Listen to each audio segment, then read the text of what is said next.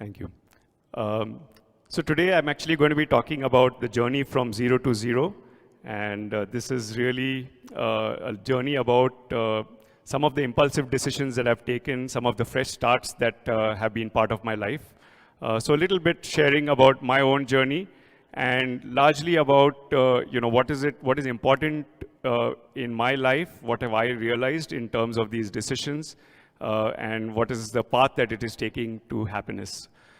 So starting with base zero, phase zero, zero risk, and zero expectations. So this is the 4 themes that I will be going into. So we all start somewhere.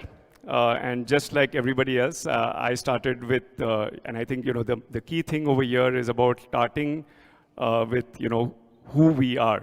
How do we define ourselves?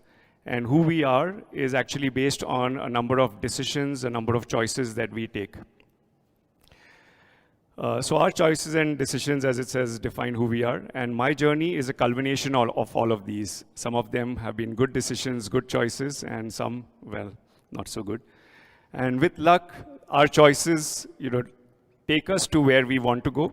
But that luck element is an important one along with everything else that we do. And eventually, we may find our calling right in the beginning or somewhere down the line. So, that journey that I will be sharing with you will actually take you through some of that. And I think a number of people have spoken about, in that day and age, the choices that people had, those that had a preference for science, having engineering or medicine.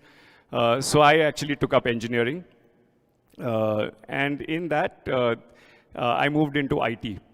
And, just like in IT, enjoyed programming, enjoyed moving from that, from stage to stage. In IT, there's a lot of traveling, so enjoyed having fun traveling, learning about people's problems, trying to solve those problems.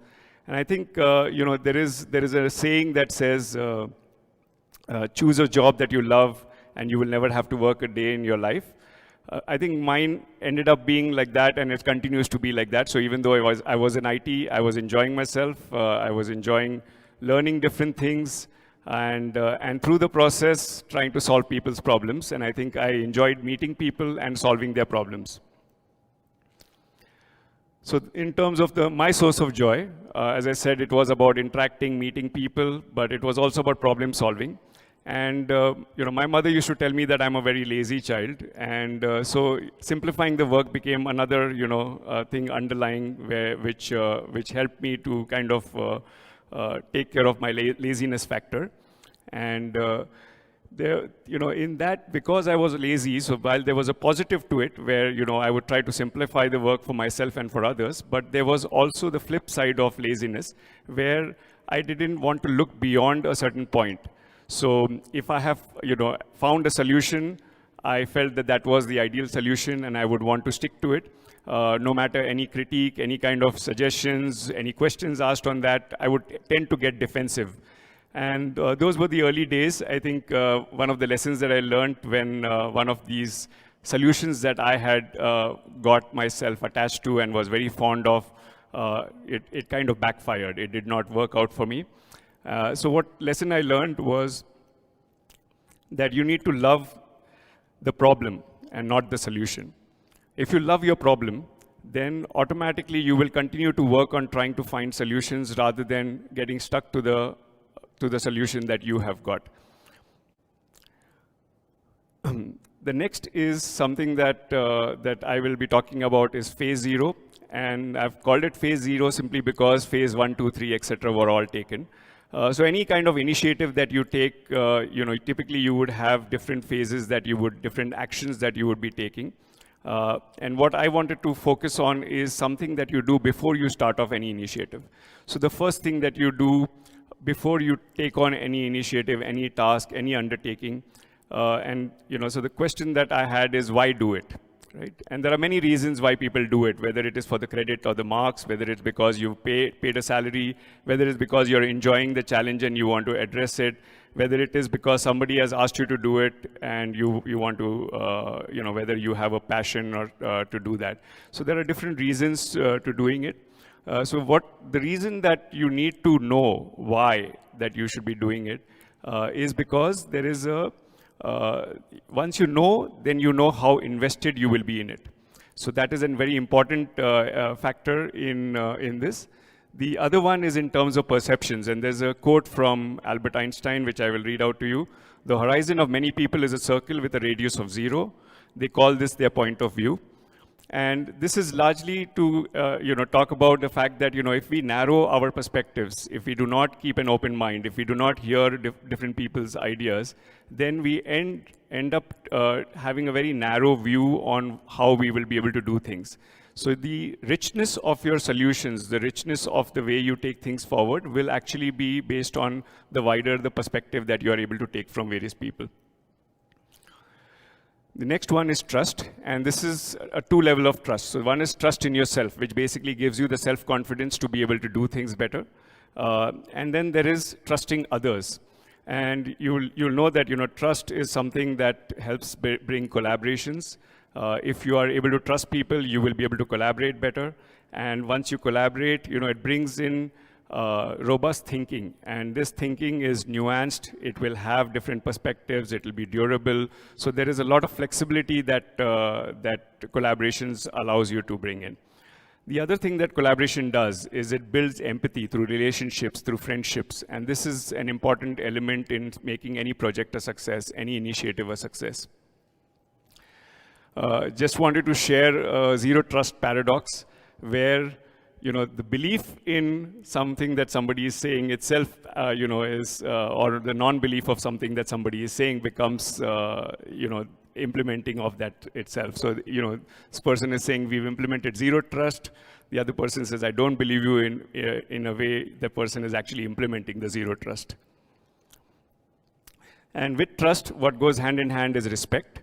So one is, again, the same way, the self-respect that you need to have. Don't let anybody walk over you. Don't bend your back backwards. Stay strong in your own beliefs.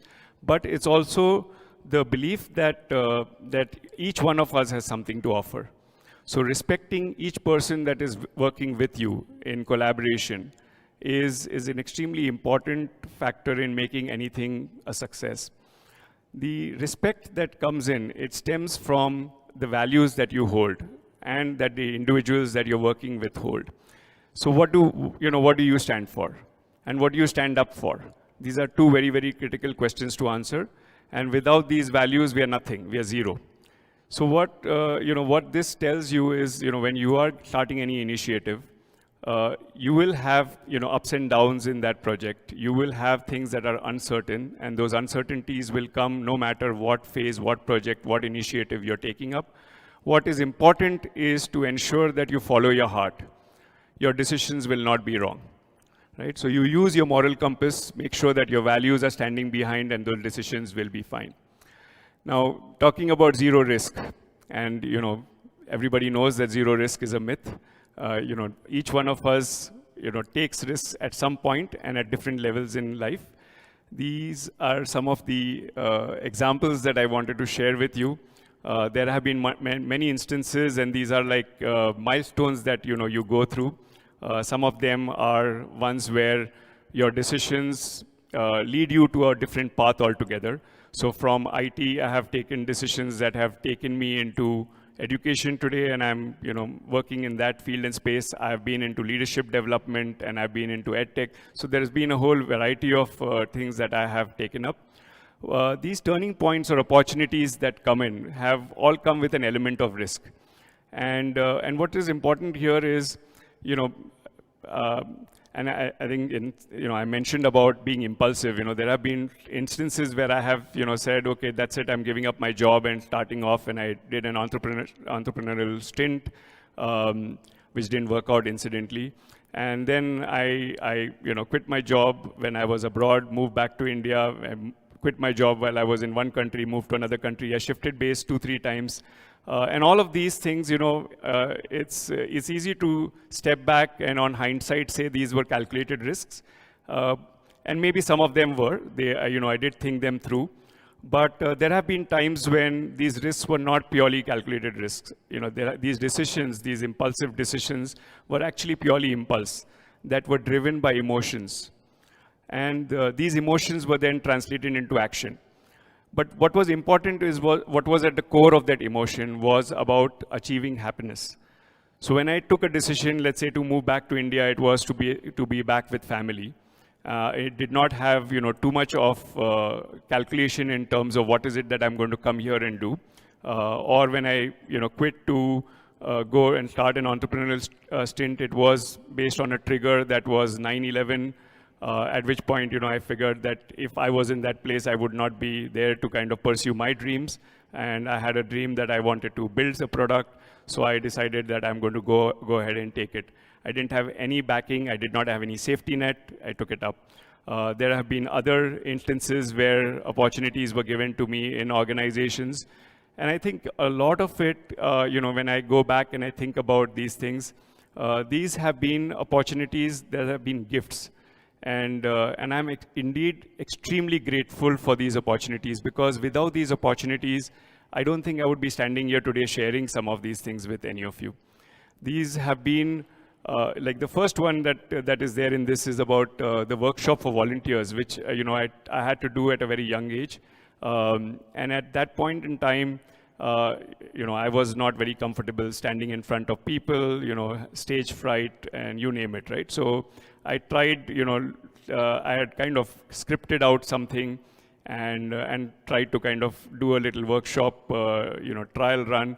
And I realized that I wasn't making any progress whatsoever. I was actually dumbstruck. I was, frozen and in place. And then somebody told me that, I think you need to just be yourself, be authentic. And that had helped me to be able to do that. And subsequently, many years later in life, when I started doing leadership development for senior leaders in different walks of life, I think these have been the experiences that I had in the young age that actually helped me in the latter parts of life. So what is important here, and the takeaway for me, is that every experience that you get, every opportunity that you get, and I think we can move to the next slide, is an opportunity that we need to grab. Life will continue to throw googlies at you, curveballs or googlies that come your way. I think we all need to learn how to deal with it. And each one of us has a different way of doing it. But the key elements to dealing with things that come your way is be nimble-footed, be agile, be resilient to change, because change is inevitable. You will see change happening all the time. Grab these opportunities. The more you grab, the more you learn. And the more you learn, the more you grow. And I think these have been the pillars of the change that I have gone through, the transition that I have been through. The next one is on zero expectations. And this is where I think the path to happiness is which I was referring to. There will always be external dependencies, things that are not in your control, outcomes that are not meeting expectations, being let down by others. And I think the mantra that helped me, in my managing of these disappointments or these challenges that were thrown our way, it's a very simple one. Do your best, hope for the best, expect the worst. So it is something that has helped me, in the entire journey that I have been through. And I'll leave that thought with you as we move to the final, since we have zero time left. Today actually happens to be Winston Churchill Day. So, and the theme really aligns with something powerful that he has said, and I wanted to leave that with you as we bid you all a good evening for the day. Now, this is not the end. It is not even the beginning of the end, but it is perhaps the end of the beginning. So thank you, everybody, for your patient hearing.